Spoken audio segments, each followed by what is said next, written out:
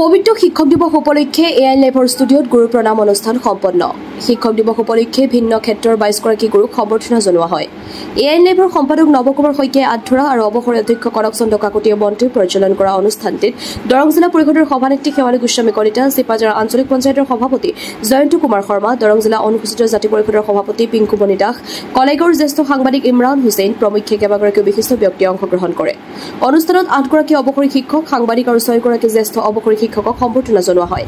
আনহাতে অনুষ্ঠানত গৰুখুটিৰ দণ্ডধৰ নাথ, মঙলদৈৰ দুৰ্লভ চৰকাৰ, কবিতা শইকীয়া দাস, হাজৰিকাপাৰাৰ খনিন্দ কলিতা, চেঙালীয়াঝাৰৰ প্ৰতুল চহৰীয়া, ডিপিলাৰ হীৰকজ্যোতি মহন্ত, কলাইগাঁৱৰ বাবুল মোছাহাৰী আৰু চিপাঝাৰৰ ৰিজুৰেখা দেৱীক শিক্ষক মহিয়ান বঁটা প্ৰদান কৰা হয়। News desk AN live.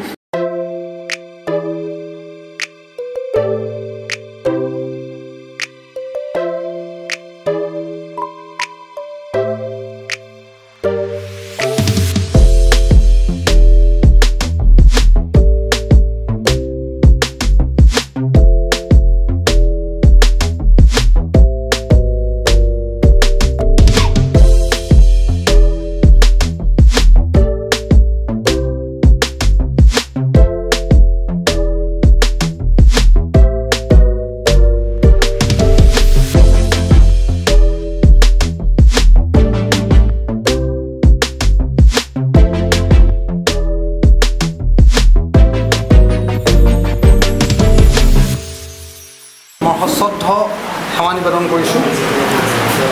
আজি এটা পবিত্ৰ দিন আৰু এই পবিত্ৰ দিনটোত আমি আপোনাসৱক এনেদৰে আজি বৰণ কৰিবলৈ পাই আমি এআইএন লাইভৰ পৰিয়াল সঁচাকৈ উৎফুল্লিত হৈছোঁ, আনন্দিত হৈছোঁ আৰু আমাৰ এই চেনেলটোৰ পৰিয়ালটো আমি সৌভাগ্যৱান বুলি অনুভৱ কৰিছোঁ।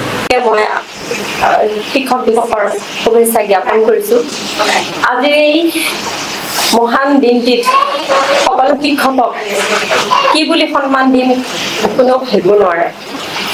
আজিকালি ল'ৰা ছোৱালীসকলক আচলতে শিক্ষকৰ সন্মান বুলি সুধিলে পেইনটো বুলি কয়, কিন্তু আমাৰ অভিভাৱকসকলেও শিকোৱাটো সম্ভৱ হৈছে অলপ কমি আছে। আমি আগৰ সেই তেতিয়াৰ দিনৰ শিক্ষক দিৱস এতিয়া দিন নাই। তেতিয়া দিনৰ শিক্ষক দিৱসৰ দিনা আছিলে এটা কাগজৰ পেজ আছিল, তাৰপাছত আৰু মা দেউতাকহঁতে পঠাই দিছিলে, বুট কেইটামান খাই ঘৰলৈ আহিছিলোঁ। সেই স্কুলখনত শিক্ষকতা কৰি মই অভিভাৱকসকলৰ লগত লগ হৈ সংযোগ ৰাখি মোৰ ছাত্ৰ আৰু শিক্ষকৰ লগত সংযোগ ৰাখি মই এইখিনি অনুভৱ কৰিছোঁ। আমাৰ শিক্ষকসকল যদিও শিক্ষকৰ জেগাত চাকিবলৈ গৈছে, এই বাইদেউসকলৰ নিচিনা আমাৰ 8টা গুণ শিক্ষকসকলৰ থাকিব লাগে আৰু কম্পালচৰি থাকিবই লাগিব।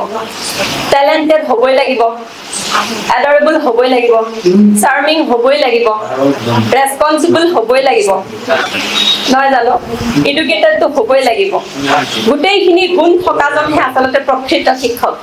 গভমেণ্টে কৈছে যে চেকনি এৰি দিব লাগে। আমি চেকনিৰ আগত যিদিনাৰ পৰা বিদ্যা নাইকিয়া হৈ গৈছে, সেইদিনাৰ পৰাই আমাৰ শিক্ষকসকলৰ কামো কমি গৈছে। শিক্ষকসকলে গুৰুত্ব দিবলৈ যাম বুলি গুৰুত্ব দিবলৈ সাহস নাই। শিক্ষকসকলে শিকাম বুলি গৈও শিকাবলৈ সাহস নাই। যদি চেকনিৰ আগত বিদ্যা হ'ব নোৱাৰে, তেনেহ'লে কিহৰ আগত বিদ্যা?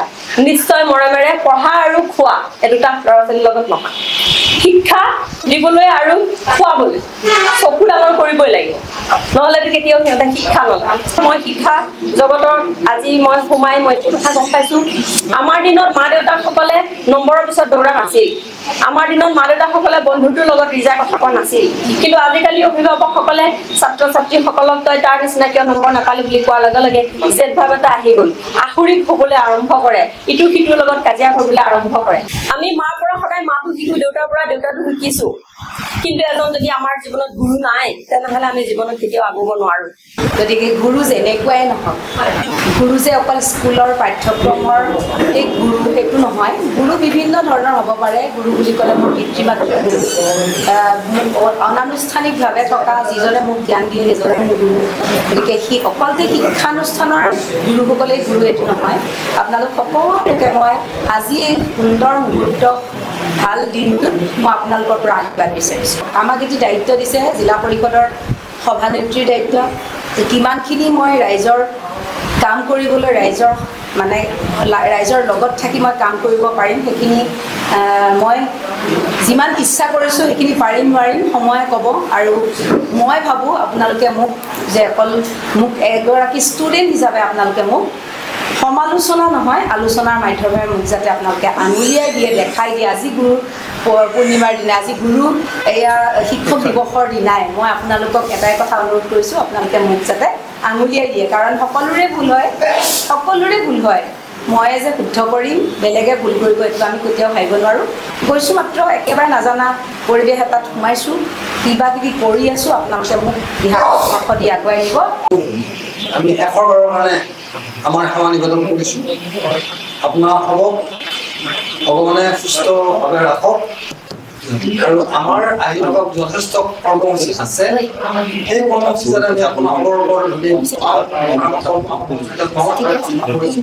আৰু অতিথিসকলক আমাৰ আন্তৰিক কৃতজ্ঞতা জ্ঞাপন কৰি আজিৰ অনুষ্ঠান আমি সামৰণি কৰিছোঁ যিকোনো খবৰ আৰু বিজ্ঞাপনৰ বাবে যোগাযোগ কৰক 7896121996 লগতে 7002537271 আৰু 9854011916